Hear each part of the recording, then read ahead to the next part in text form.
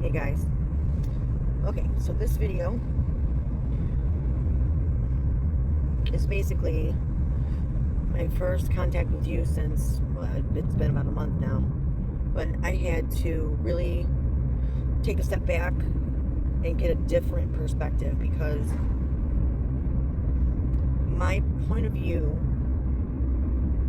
and completely my fault, was very difficult to express, I guess, because I made a colossal mistake at the very beginning of all of this, like the beginning of the school year. And that colossal mistake was give you the benefit of the doubt too much. I gave you the benefit of the doubt in that I believed you were being honest, that you wanted solutions, that you wanted things to change, and you were willing to be a part of that change. Now, why I thought that, I don't know. It was silly of me. It really was. Because I know that what you really want is for me to tell you, or specifically tell Sarah, why she's wrong. I know that. But I thought that I could show you, I thought I could show you where you were wrong and show her where she was wrong, and you guys figure it out. I don't know why I thought that. That's just irrational. It's not going to happen that way. Especially when you, like on Thanksgiving, I should have known, and I kind of did, and I did kind of try to explain it. But then I continued, telling you that I was trying to help you and Sarah. But I noticed right away, you told me, like, we can't be friends because you're friends with Sarah. And I thought that's what you wanted. But when I didn't back you up during that argument on Thanksgiving, that's when you got resentful, which I think you were anyway. Like, no matter what happened was going to happen, period.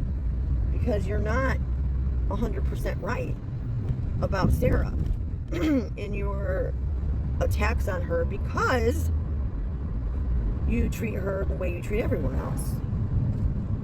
You treat her the way you treat everyone, which is assuming the worst, always believe she's lying. And I understand that there's experience. I get the whole picture. However, if you don't take things at face value and live in the now, nothing's going to get better, ever. And when you have any expectations on anyone but yourself, you're going to get disappointed. And your expectations on me were way more than you ever put on yourself. Way more. More than you put on anyone. And I never promised that. I told you what I do, but you don't realize that people that get better, it takes work. And the first time I gave you an actual thing to do, I spent 6 hours with you trying to show you it and how to do it and what it means and how effective it can be and all of those things. And what did you do? That night and the next day, you attacked me ruthlessly over something that wasn't real. And then when I said something about using that coping mechanism, you said, well, you shouldn't have wasted your time on me, huh? Like, you're just so better than everyone and so worth everyone's effort. But then when it's your turn to step up and show some effort, no, I'm not doing that. Everybody else has to change to fit me and my life and my point of view and my shortcomings. And no, no. It's not, you're not living in reality. You're living in your own trauma, and it affects everything you say, everything you do, every interaction you have with everyone all the time. 100%. It does.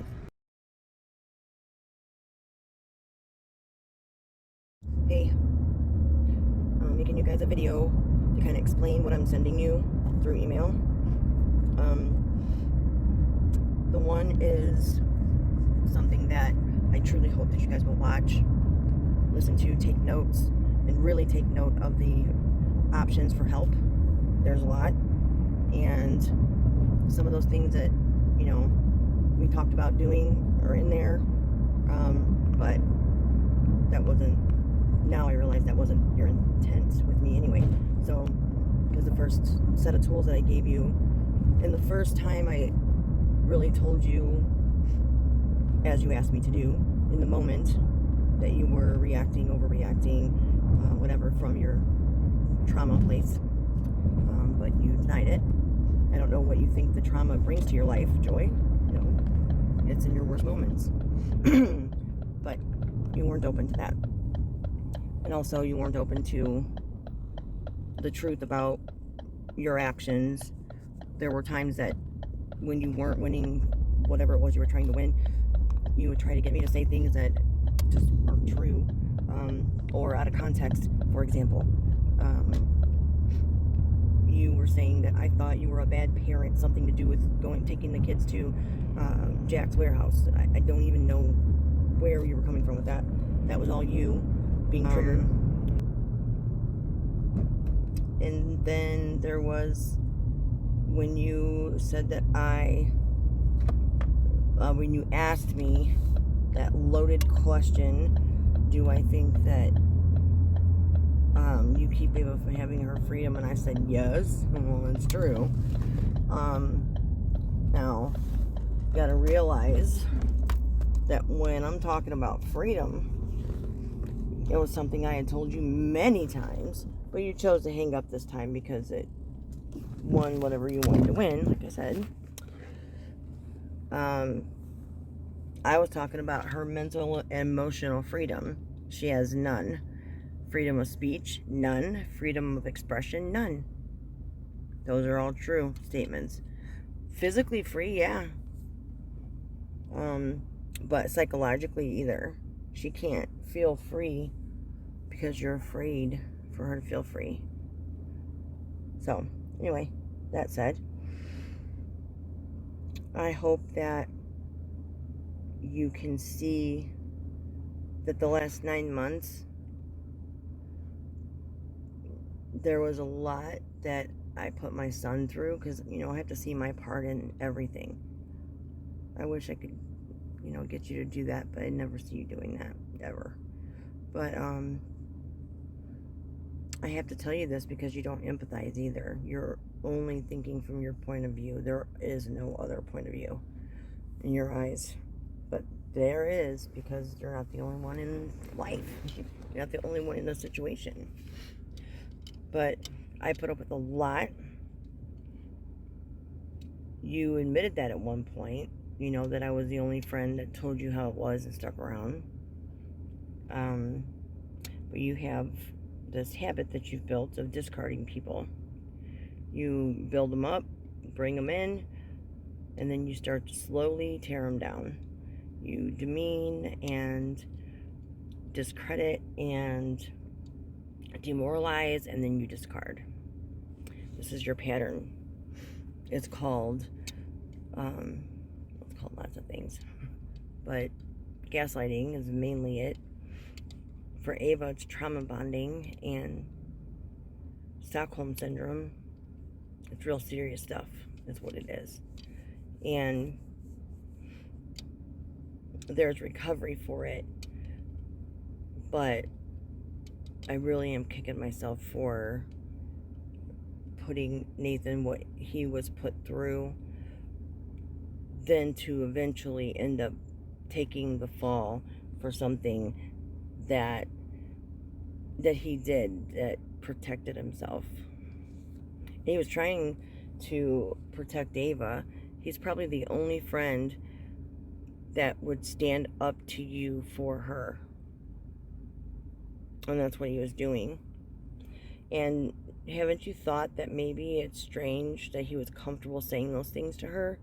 And haven't you thought maybe it's strange that Michaela is probably in some level of denial as well? But I don't know if you remember what she said that night that you were yelling at Ava, and then she yelled at Ava, and she said that she yelled at Ava because she couldn't yell at you because you were the one being irrational.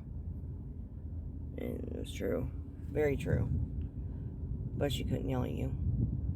And now, if anyone were to say the things to Ava that you were saying to Nathan and she didn't protect herself, you would feel like you failed as a parent. Guarantee it. So I'm glad that Nathan was standing up for Ava. I'm glad that I'm not thrilled with the words he chose, but I'm not thrilled with the words you chose. More so because you're the adult in the situation. And you didn't choose those words around me. You didn't choose those words to me. You chose those words to my child when I wasn't around. You talked shit about me to my child when I wasn't around. And he's never experienced that. He's not experienced the yelling and screaming and abuse. And, you know, you're always saying these negative things about him. You know, he's not going to scream. You know, Ava's not going to treat me the way Nathan treats his mom. Okay. Nathan's honest with me. He can speak his mind. He's free. He makes mistakes. Find me a kid that don't. Find me a kid that don't push our buttons. Okay? I have heard Ava scream at you more than Nathan has screamed at me collectively on a daily basis his entire life. And I mean, I don't disagree when she yells. Usually she's defending herself. My child did the same thing, except he didn't have to yell. He was rational with a little bit of spice and a lot of anger. And a lot of pent-up anger. And who do we know that doesn't handle pent-up anger well? You need to look at yourself, and I can't make you do that. Can't make you understand, because I believe that you do understand. I believe that you've been doing this for years and you're a goddamn professional at it. And I also believe that I'm proud of my child for standing up for Ava, first of all. I'm proud of him for going over there and putting up with way more shit than he ever deserved, just to be there for her so that she didn't have to be, it wasn't so bad when he was there. Now, Ava will never confirm what I know to be true, and it's the best for her to not do that. You are the only one that don't know what's going on. You're the only one that chooses to continue to stay in the dark as far as putting it out there, because you know the truth. You just refuse to imply it into your life. You're living in denial. You're living in bizarro world.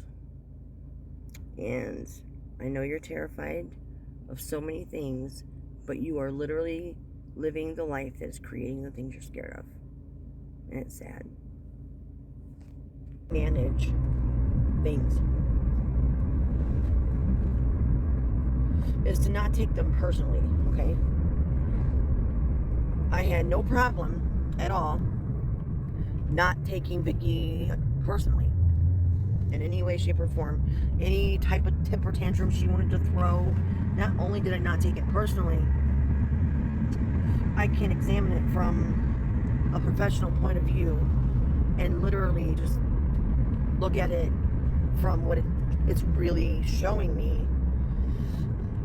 Not, is what she's saying true, or are these assumptions coming from somewhere real? Because I already knew the answer to that. So that's why I didn't take it personal, and I was able to take whatever you dish out, because it's not about me. But what I didn't realize, and I should have, was you were wanting to be friends, and you wanted me to be your counselor, and the whole thing with Sarah, I realized that you must have believed that you had me fooled. And I never mentioned that because I didn't think you could hear it. I didn't think you would hear that I can do that I can keep it separate and kind of give you what, my point of view of what I see, and your part in things and her part in things, or whatever.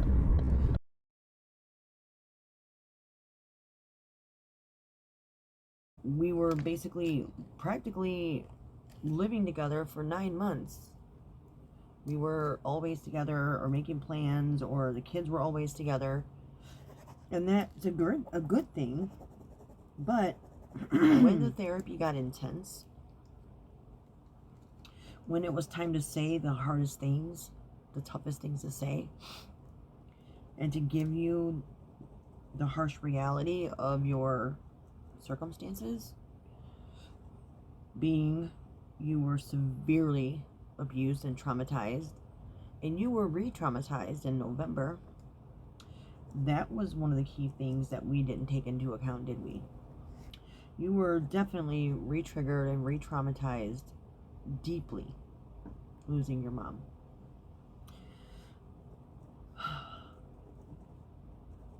So, in that situation, the person that helped you the most is the one that you wanted to cancel the strongest. So that makes perfect sense to me from the perspective that I have now, not thinking of I need to keep things cool because of the kids or whatever. Also, I expected you to be an adult. I expected you to leave the kids out of all of this and deal with your issues as an adult. It's no secret that that's not something you're willing to do. As a matter of fact, the behaviors that you express, the vast majority of them, are legitimately like you are a teenager or even maybe younger, because that's where your mental maturity and emotional maturity stop growing. And I'm not picking on you. This is the trauma response. It is what happens. It is nothing you can control. However, it's my responsibility to explain this to you and to tell you why you feel the way you feel. And I did try to do that. That wasn't the problem. But your unwillingness versus your actual action unwillingness versus your word unwillingness were two different worlds. You portrayed that you wanted to change. You wanted things to get better. You wanted to stop feeling the way you feel and acting the way you act. But I soon realized that wasn't true. I realized that you wanted me to step in and tell Sarah the things that you've been telling her so that she'll change. Now, I'm not her counselor. I'm yours. I was yours. And you can't go to therapy with the intention of changing someone else. And I thought I explained that, and I think that you know that, but I don't think that you were able to separate the possibility of that happening. So when stuff got real, and it did, the trauma that you suffered was much greater than I thought originally, because we never talked about it in that much detail before.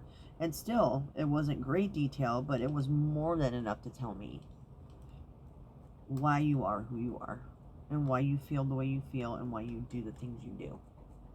However, there's some of it that's just pure practice, just decades of practicing victim stance. Yes, you were a victim as a child. Your inner child is screaming out, it's not fair, it's not fair. None of this has ever been fair. Your spiritual side that you adapted when you were in your teens, that's all confusing to you now. There's a lot going on, man. And the first time I tried to point it out very clearly, you attacked me and discarded me. And when that happened in a pattern, that's when I realized I had also made one more mistake.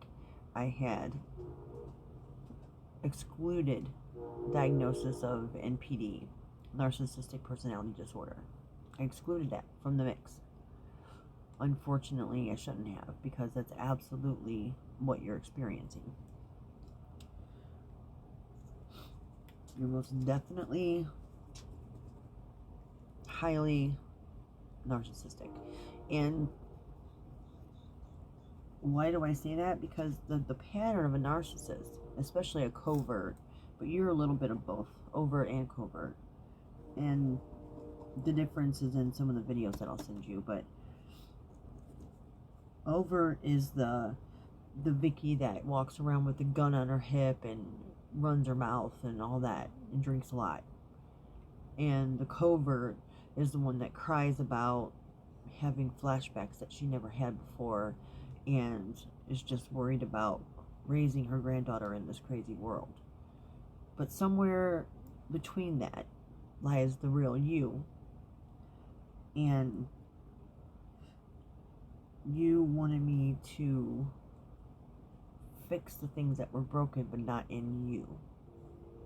You wanted me to fix Sarah and the world.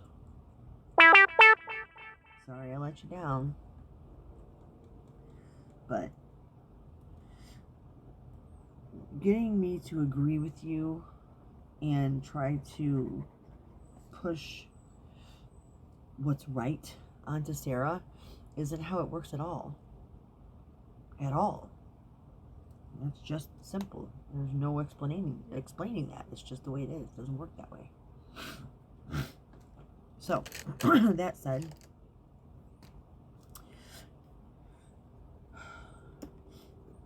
when you started making stuff up that was so outrageous, I just chalked it up to part of the therapy process. But it really wasn't. It was the off dynamic of the whole thing. The me being Ava's learning coach and your expectations on me as her learning coach were higher than your expectations on you as her learning coach and parent through all these years. You expected her to do better, and you expected me to keep up on every little tiny detail when you had never done that. And then when Delene told me she hadn't even opened up the account for 2 weeks, the first 2 weeks that you pulled her back over there to go to school, and then, accused me of all kinds of stuff that wasn't true, and then just ignored the facts as they arose to show you that you weren't right, you still blamed me for not giving you the report cards, or you said the reason why she got straight A's is because you stayed on her 24/7. Come on now. Unless you plan on being there to hold her hand for the rest of her life, and everybody that comes into contact with her is going to be wrong, and you're going to be right, she's going to be a pretty miserably lonely person. Because nobody wants to put up with that, period. So, I'm just really upset that this 9 months that I've worked really, really hard at trying to do the best for everybody in this picture. And you do not get from me what you want, which was asking for way too much, asking for all the wrong things and having no willingness to change yourself.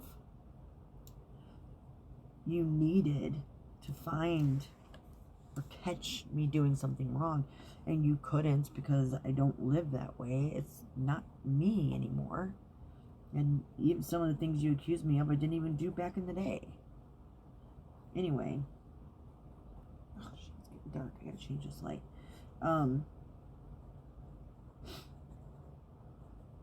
When you realized that I wasn't falling for your game, and I wasn't reacting to your actions, and I wasn't playing this childish bullshit, but you had shown your cards, you had shown the immature side that wants what she wants when she wants it, and wants everybody else to be wrong and her to be right, and selfishness and the inability to connect emotionally with anyone, all those things I already knew. Come on. But when you repeatedly shown them to me, you embarrassed yourself at some point, I'm sure. If not, then I'm surprised. But there's no excuse for some of the things that you do and say. None. Like name calling kids, talking shit about their parents, and you did that to both Ava and Nathan. So this is not a pretty situation, and you wanted me to fix other people so you could live a more comfortable life. That's not the way it works. Especially when you were in the wrong. And everybody had a part in this, don't get me wrong. My part was believing that you were being sincere, and you weren't. And maybe you didn't even know, I don't know, but I think you did. I think you knew exactly what you were doing, and you were just doing what you do. So, I'm going to check these lights on this vehicle and send this off to you. In the meantime,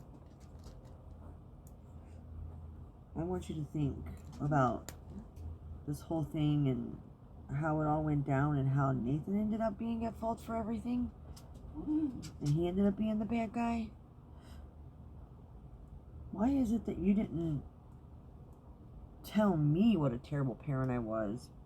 You would just tell me what a terrible parent that you think I said you were. When we would have a conversation, you think I'm this, you think I'm that. I don't think that, you think that. But you're projecting, and I told you every single time you brought up that stupid shit that you're doing it, not me. I'm not saying this, you are. No, move, Luna, no. But that's the part of the mental illness that you can't control. Because it's too heavy. It's too much for you to admit that this is all you. It really is. And Deline, she's been trained, unfortunately, you teach people how to treat you. And you taught her to put up with anything you fucking dish out. And she does. Because she actually loves you. What she doesn't know and can't know and shouldn't have to even hear is that you're not capable of loving anyone. Because you don't love yourself. That must come first. And you know what now? No matter how much you kick and scream and cry and bitch and beg and be everything you think you need to be for Ava, nothing you say matters. Only what you do and how you act matters. So, you're teaching her to not use coping mechanisms, to not trust anyone, and to attack, manipulate, and do anything and everything possible to get your way. Doesn't have to be fair, doesn't have to be decent, doesn't have to be human, doesn't have to be caring, just has to be that you win. You're teaching her that relationships are not valuable. Get out of there. You're teaching her that people don't matter. Just getting what you want from them matters. Making them, put them in a position to make you feel better about yourself. And ride that wave as long as you can ride it, as long as it's available. It's not what people are for, by the way.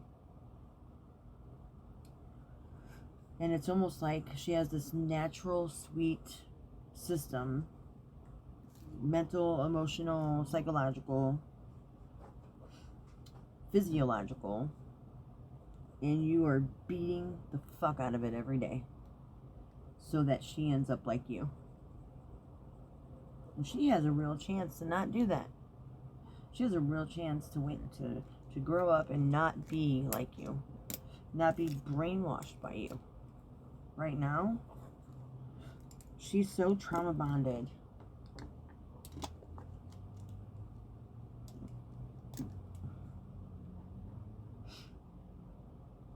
She's bonded with you out of fear. Fear, fear, fear, fear, fear. Very little of anything else, if anything else at all.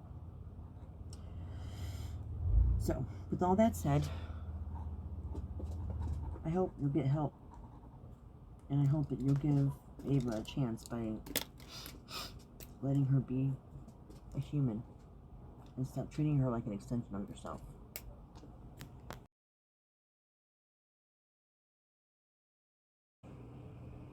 I want you to think about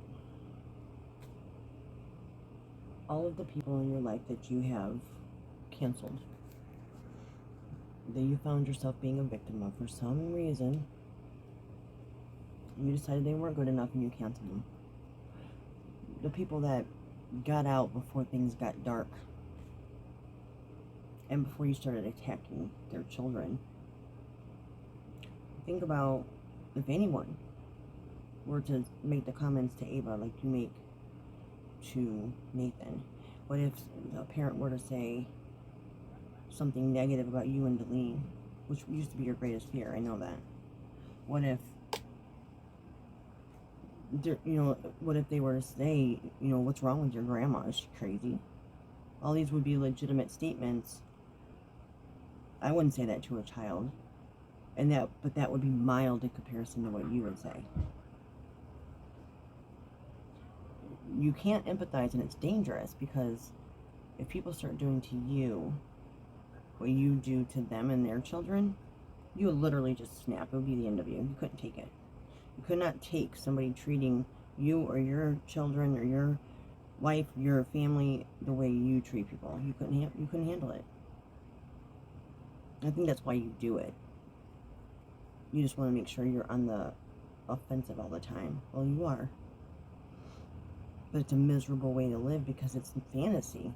You don't need to live that way. The second thing, and probably the hardest thing in this world today, these kids found another kid that believes, feels, thinks, and understands for real what's going on in this world. They had someone else with the same mindset. They're the only ones that I know.